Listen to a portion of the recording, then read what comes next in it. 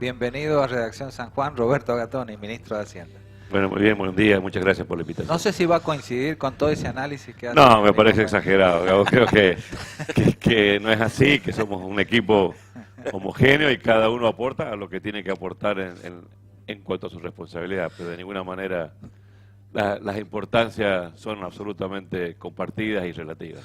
Bueno, está bien. Ministro, ¿cómo está San Juan? ¿Por qué se lo pregunto o en qué términos se lo pregunto? Venimos de un equilibrio fiscal que ustedes vienen logrando desde hace muchos años y que lo siguen manteniendo, me da la impresión que no negocian eso. Pero estamos en un momento muy difícil, muy complicado, el dólar, la inflación, las tasas, los salarios. ¿Y cómo estamos? ¿Seguimos dentro de algo manejable? Nosotros seguimos estando bien, con dificultades obviamente, que no podemos ser ajenos a la situación nacional. Creo que además esta circunstancia que se ha vivido en estos días, el tema de los cuadernos va a impactar en la economía severamente. Pasó en Brasil, digamos. Nosotros vamos a tener una réplica parecida, con caída de activos, con recesión. Yo creo que se va a agravar la recesión.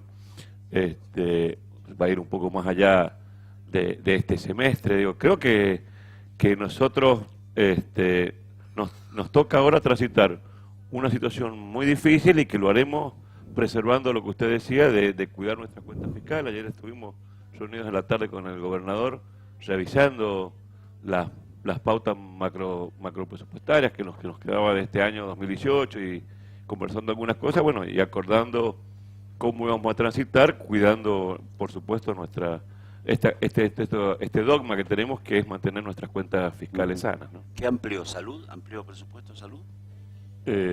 No, lo que hemos hecho es un ajuste de partida en salud porque hay medicamentos que han tenido ajuste de dólar y que necesariamente hay que ajustarlo porque van por encima de la inflación, pero en general venimos bien cumpliendo las metas que tenemos, obviamente sabiendo que tenemos algunos desajustes necesarios que vamos a tener que soportar.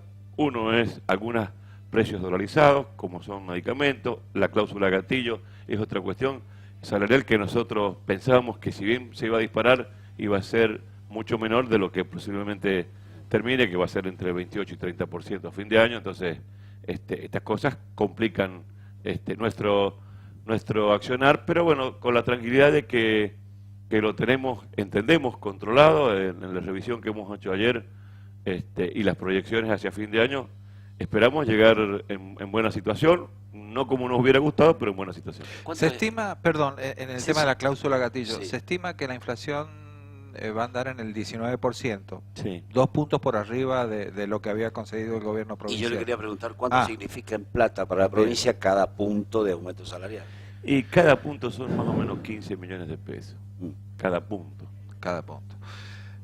El mes que viene... ¿Se va a disparar la cláusula gatillo? Este mes se va a disparar. Ya cuando conozcamos la inflación de julio, ajustaremos y liquidaremos los sueldos de agosto. Por lo menos 2 puntos se estima. Y estimamos que va a andar cerca de 2 puntos de ajuste. Sí. 30 millones. La verdad que es un esfuerzo, ¿no? Es un esfuerzo muy importante y porque además se va acumulando, digamos. Claro. Nosotros hasta el 17 lo teníamos previsto. Controlado, le diría, pero además... esto tiene que ver con la acumulación de la recaudación. Nosotros estamos pagando salarios en agosto que pensábamos pagar en noviembre, entonces hicimos un esfuerzo en el mes pasado, adelantando el 5%, esto fue una decisión del gobernador Uñac, de manera de que los salarios acompañaran a la inflación. Creo que esto fue una decisión muy acertada porque cobraron con el 17%, o cobramos, porque yo también fui acreedor al beneficio, con una inflación del 16,9, hasta acá estamos preservando los salarios públicos de la inflación, que también tiene que ver con mantener la actividad comercial, mantener la actividad económica, no hacer pasar el ajuste por los sectores más vulnerables que son los asalariados. Tiene una connotación social, económica, política también, es nuestra visión de que los ajustes no pasen por el sector más débil de la cadena. ¿Y la recaudación viene acompañando? ¿Cómo la recaudación viene, en realidad la recaudación por inflación viene ajustando, y además hay que reconocer que el ajuste de las tarifas ha, por ejemplo, impactado en el IVA, Entonces tenemos una mayor recaudación en IVA que la esperada por el aumento de las tarifas públicas. Pero eso en algún momento va, con el menor consumo, va a caer. Y yo digo, no quiero dar cifras ni alertar, pero digamos, la recaudación de julio cayó más de 10 puntos respecto de la de junio. O sea, a ver, claro, veremos agosto, puede ser circunstancial, digamos, pero todavía estamos con una recaudación ajustada por inflación que nos permite proyectarnos hacia fin de año en situación de equilibrio. Por eso le decía, ayer cuando hemos visto la proyección de fin de año, gastos y recursos con dificultades, haciendo algunos retoques, vamos a llegar a buen puerto a fin de año. Bueno, primer título que nos deja entonces, este mes se revisa la cláusula gatillo, muy buena noticia para los trabajadores estatales. Y la segunda cosa, la diferencia de proyecto, de criterio. Hay dos formas de arreglar el déficit. Una es recaudando más y otra es reprimiendo el gasto y ajustando. San Juan está pensando en poner plata en el bolsillo de la gente para que haya más actividad económica. Es un proyecto totalmente distinto al que está en la Nación. Digo, por supuesto, creo que tenemos una visión distinta. Por eso salimos, cuando se armó esta crisis financiera, sí, la provincia tomó medidas, le diría, contracíclicas. O sea, salimos a atacar la crisis con 3 líneas de créditos. Recordarán, un crédito para inversión en bienes de capital, sí, que signifiquen la incorporación o el mantenimiento del empleo, que salimos con un acuerdo con el Banco San Juan, una tasa al 19% subsidiada. Salimos con una línea de 300 millones de pesos para capital de trabajo, para las pymes y mini pymes, de manera que no se corte la cadena de pagos en los sectores más pequeños de la cadena productiva, que son las pymes y las mini pymes, tratando de que, bueno, la actividad económica continúe, que no se queden sin capital de trabajo las empresas. Esto es mediante descuento de cheques. Estamos en el orden del 24, el 25%. Piensen que un particular cualquiera que va a descontar un cheque a un banco le cuesta arriba del 50%. Claro.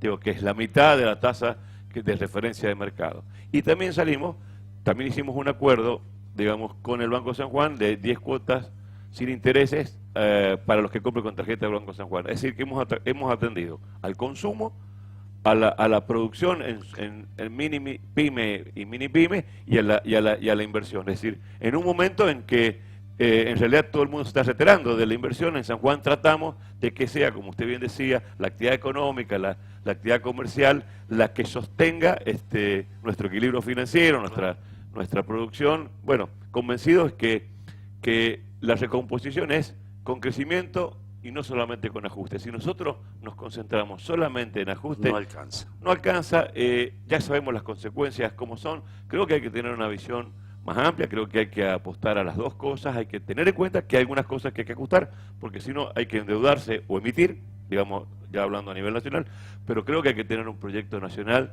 con inversión, con crecimiento, con generar las condiciones para que las economías regionales se mantengan, exporten y generen más puestos de trabajo. Yo decía, este ministro es el hombre que dice que sí o que no, sí, se puede o no se puede. El año que viene tiene que hacer un ajuste, 3.000, 3.500 millones de pesos. ¿A qué le voy a decir no se puede? No, bueno, lo veremos. Hoy, la semana que viene, tenemos alguna reunión con el resto de los ministros, estamos evaluando monto y a dónde ajustar, en general, dónde la nación va a ajustar, que obviamente va a impactar en la provincia. Nosotros veremos cómo vamos a amortiguar ese ajuste. Lo que nosotros vamos a hacer con el ajuste es tratar de que esto no golpee en los sectores más vulnerables de la sociedad. ¿Está trabajando en el presupuesto el año que viene? Ya estamos trabajando, sí, hace un mes que estamos trabajando. Empezamos a trabajar, digamos, obviamente estamos en la recopilación de información, proyecciones de 2019, y en septiembre, una vez que esté el proyecto de presupuesto nacional, y ahí empezamos a ajustar nuestro presupuesto y empezamos a trabajar para tenerlo. ¿Pero en qué le ha adelantado Duhovne que no le va a mandar plata? Creo que es medicamentos, me parece. Bueno, pero lo que ha hecho el gobierno nacional es decir una batería de transferencias corrientes automáticas. Elijan. Pero, y bueno, nosotros creo que la decisión de elegir la tiene el gobierno nacional. Si el gobierno nacional va a hacer el ajuste, que sean ellos los que resuelvan en qué ajustar. ¿Por qué le voy a decir yo, no me manden plata para medicamentos o no me manden plata para el FONIT? Digo, esto es transferir déficit y responsabilidad del ajuste a las provincias. Me parece que político. Claro, entonces nosotros vamos a hacer un planteo más global en cuanto al monto del ajuste. Hoy hay publicaciones como la de Yaraf que hablan de un ajuste que sería necesario de 140.000 millones y no de 300.000. En las provincias. Bueno, habrá que discutir primero el monto y después a qué le diremos que no. Nosotros, ustedes me habrán escuchado que yo decía que era un despropósito de financiar el FONIT. Aparentemente Nación ha dado marcha atrás y el FONIT no va a ser removido como ajuste. Me parece bien. Creo que ajustar el salario docente es ajustar un gasto que es prioritario. La educación en Argentina Estamos hablando del Fondo de Incentivo Docente. Sí, aparentemente, bueno, creo que el ministro de Educación ha anunciado que está garantizado para el año 2019, me parece que es una medida aceptada. Bueno, veremos el resto de las cuestiones, pero creo que quien tiene la responsabilidad de decir en qué y cuánto, en definitiva, es el Gobierno Nacional. Después veremos nosotros, con los legisladores nuestros, si acompañamos o no el ajuste que proponga Nación. La provincia tiene inversiones hechas, porque tiene un fondo anticíclico, una previsión, hace inversiones, letes, LEVAC, hace de todo un poco, tengo entendido. ¿Cómo está eso? ¿Cómo lo van manejando? Muy bien. ¿Ganan, no ganan? Mantenemos, hoy tenemos más de 3.000 millones de pesos, más de las 2 grillas salariales. Los venimos manteniendo con la renta que hemos obtenido, sin necesidad de hacer aporte al fondo. Se está manteniendo con la renta. Digamos, esto nos da también alguna tranquilidad de que no hay que hacer ningún esfuerzo extra presupuestario para mantener el fondo anticíclico. Bien. Solamente con su renta se está manteniendo. Le diría que eso hemos hecho las inversiones que el Estado permite. O sea, el Estado no permite hacer inversiones de riesgo, hay que hacer inversiones de renta asegurada, digamos, y es razonable. Así que bueno, es legal, plazo fijo, algún bono nacional, pero bueno, de ahí estamos, y con la renta estamos manteniendo en buen ¿Lo monitorea alguien a eso? ¿Diputados? Hacienda. No, nosotros tenemos la obligación de mantener el fondo anticíclico. Bien. Con aportes del Tesoro o con la renta que genere. Claro. Nosotros desde que creo que inclusive de antes también, ¿no? Hace mucho tiempo que el fondo anticíclico se mantiene con la renta que produce, no hace falta hacerle aporte del Tesoro. Por ejemplo, ahora si se incrementa la grilla salarial por la cláusula gatillo... no, porque estamos por encima de las 2 grillas. Claro. Nosotros también hemos hecho la proyección. Si no fuera así, tendría que haber aportes del Tesoro. Claro. Con la renta esperada y los aumentos salariales, nosotros no tenemos que hacer aporte. Ahí no vamos a tener que hacer aporte del Tesoro al fondo anticíclico, con lo cual, bueno, todas esas cosas son las que hemos estado realizando con el gobernador ayer y poco transmitiendo la tranquilidad de que vamos a llegar, como le decía, con algunas dificultades, pero bien a fin de año. Bueno. Una de las noticias de esta semana fue el ingreso a la Cámara de Diputados del proyecto de coparticipación municipal. Enseguida vamos a estar viendo un cuadrito donde se ve la distribución a los municipios. ¿Qué criterios se han tenido en cuenta para elaborar este nuevo esquema?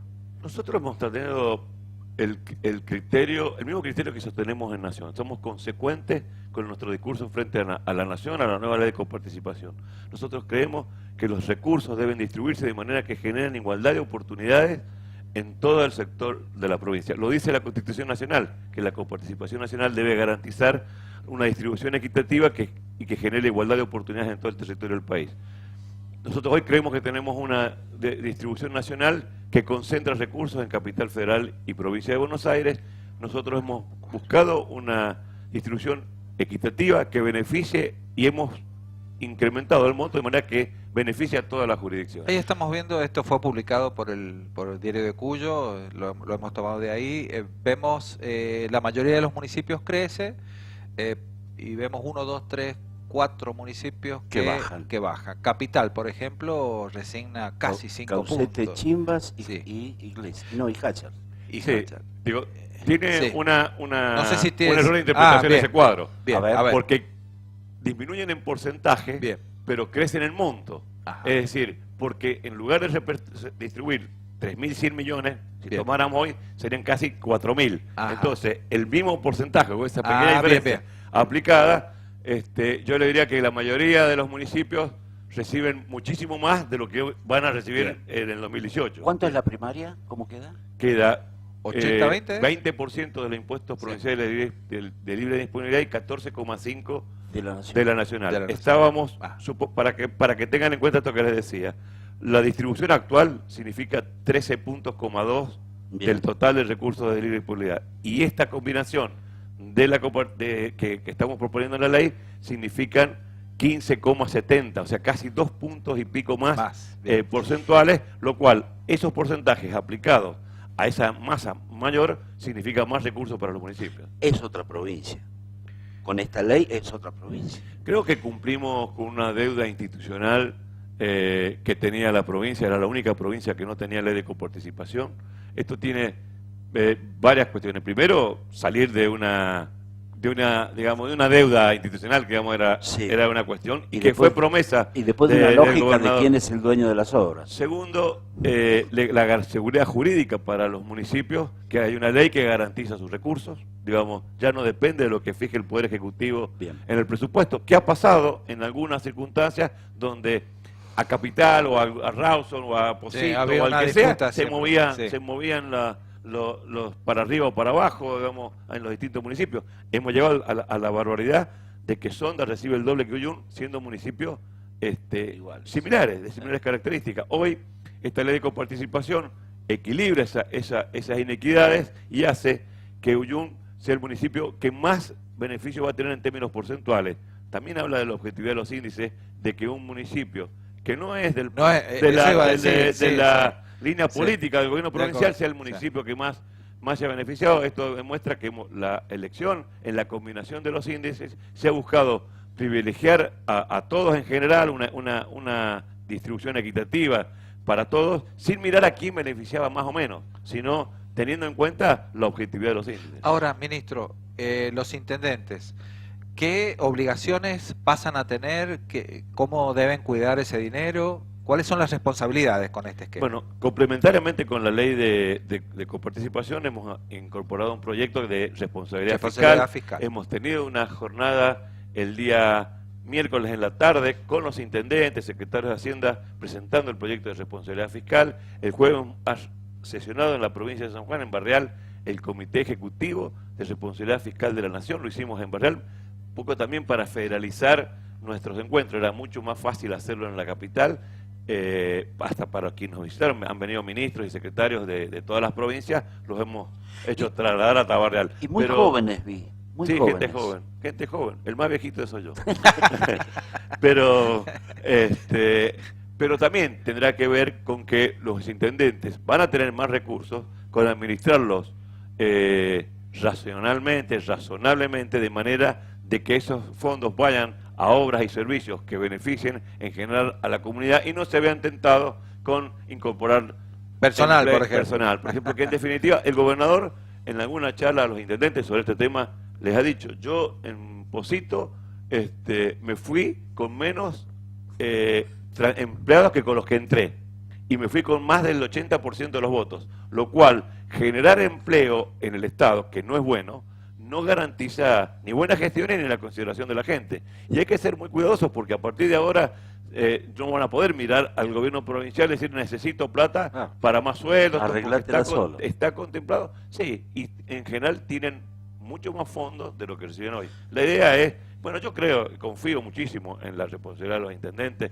En general están haciendo muy buenas gestiones y cuidando sus arcas, y creo que la ley de responsabilidad fiscal también los va a ayudar a terminar de ordenar las cuentas fiscales de los municipios. Aquel que tenga algún inconveniente todavía, la idea es que en una provincia que esté ordenada, los municipios también estén ordenados y seamos un conjunto jurisdiccional, municipios y provincias, que contribuyamos a un país también más ordenado. Se había mencionado que el 95% de la inversión en obras que se hacen en San Juan era con presupuesto local. ¿Es tan así? Es así. Bueno, nosotros tenemos...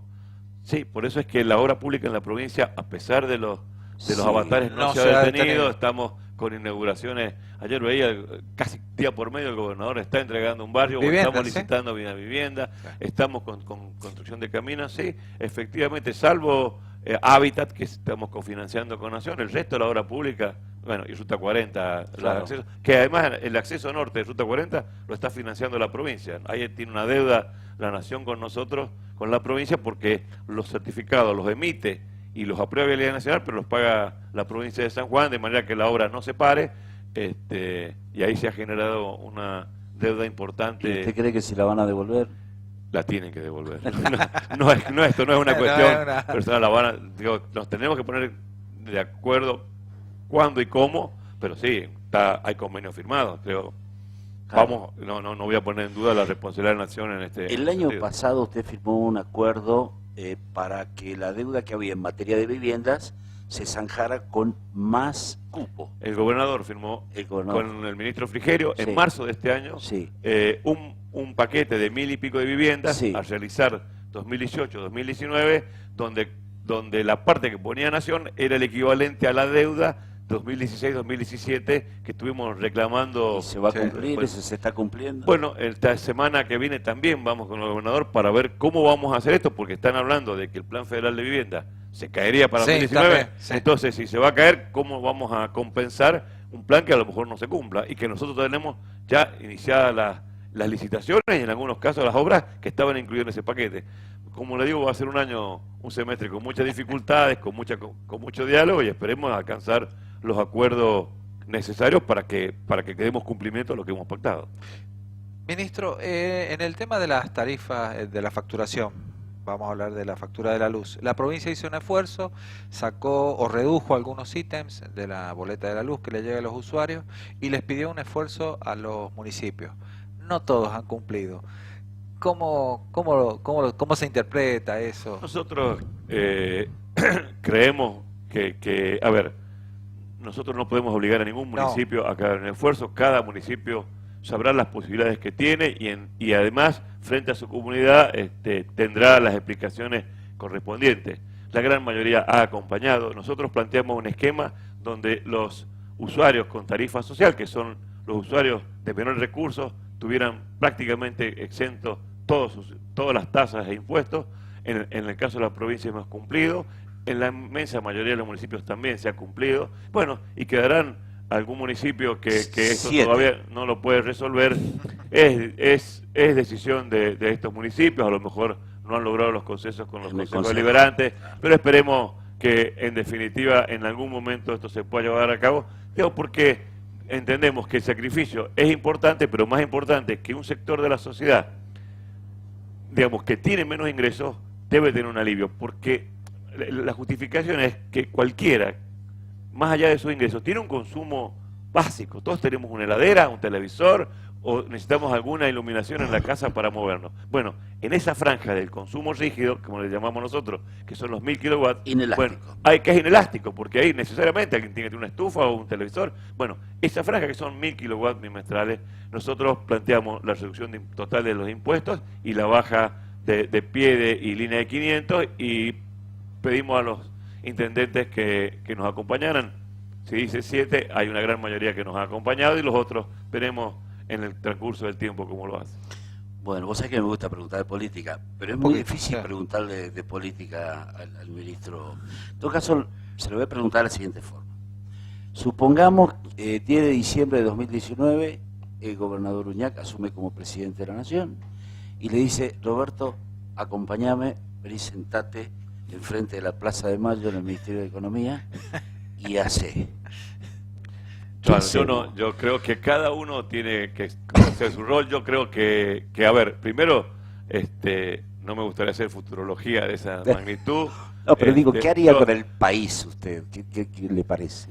Bueno, yo creo que nosotros el modelo lo estamos llevando a cabo en la provincia de San Juan. Nosotros haríamos un modelo más productivo, más focalizado en la industria nacional. Yo creo que deberíamos tener una política de exportación e importación con protección más a la industria nacional, sin llegar al extremo del 2015, donde no se podía importar absolutamente nada. Creo que también es mal de nuestro país pasar de estas cuestiones pendulares, donde cerramos el país totalmente o lo abrimos totalmente, porque hoy podemos importar vino, tomate, cordero, digamos, todas aquellas productos que son típicos de la economía regional del oeste de Argentina, está abierta a la importación, con una balanza de pago, una balanza comercial negativa que termina generando la necesidad de dólares.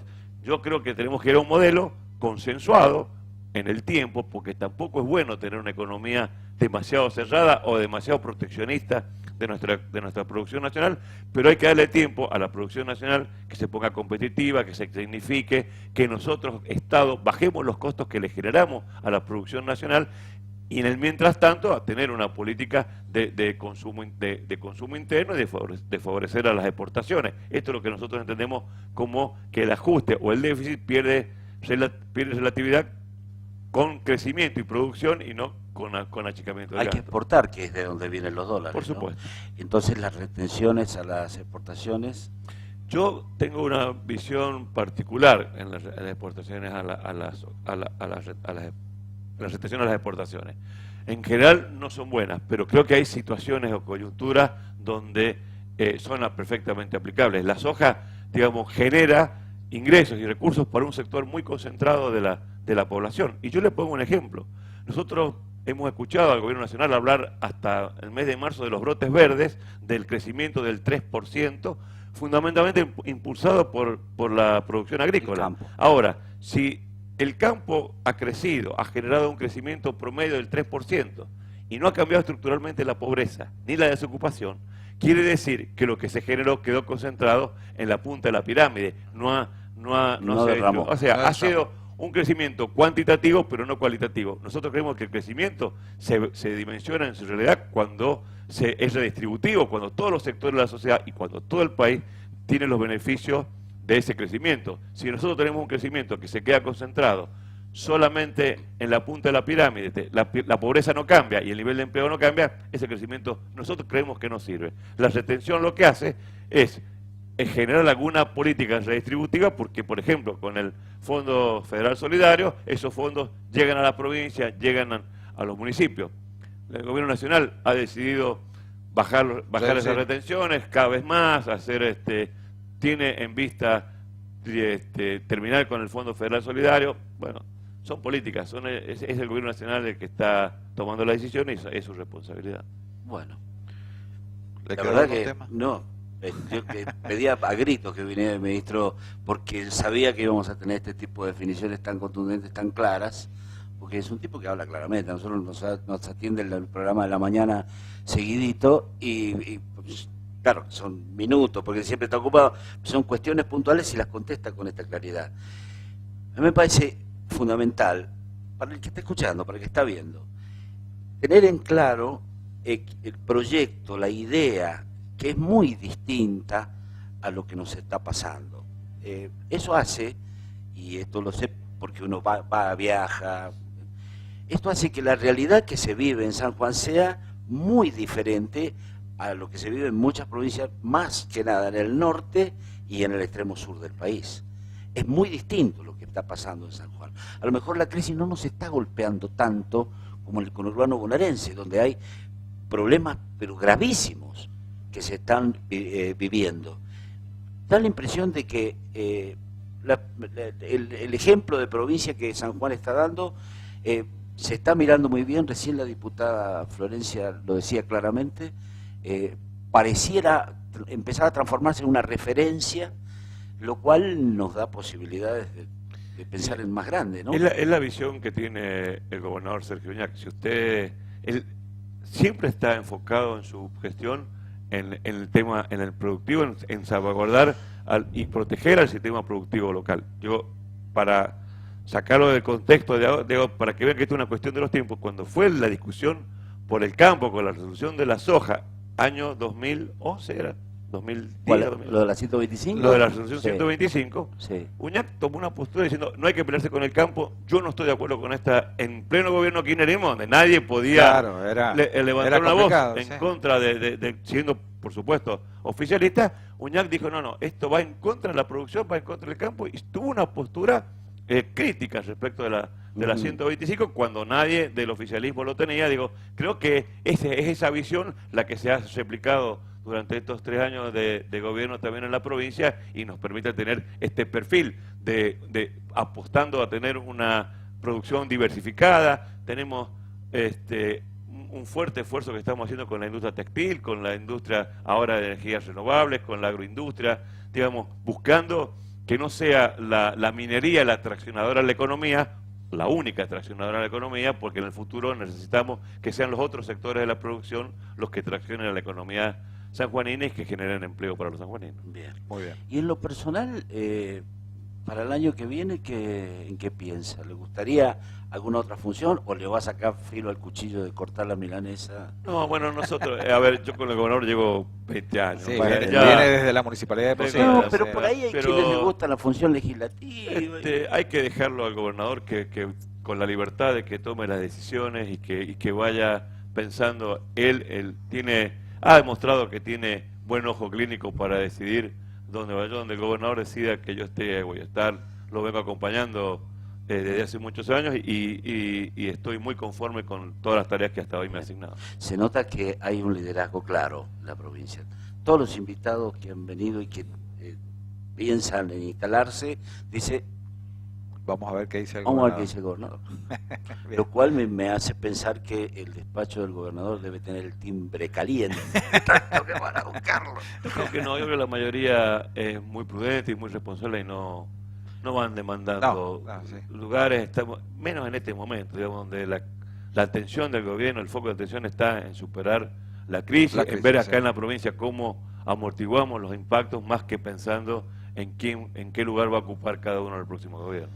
Bueno, ha sido más de media hora de entrevista con él. Gracias por este tiempo muy, que nos muy han amable concedido. por la visita. Gracias a ustedes. Lo vamos a volver a invitar porque seguramente la cuestión económica nos va a dar tema en poco tiempo más. Muy bien, con mucho gusto. Buen placer, día, ministro. Igualmente. Gracias.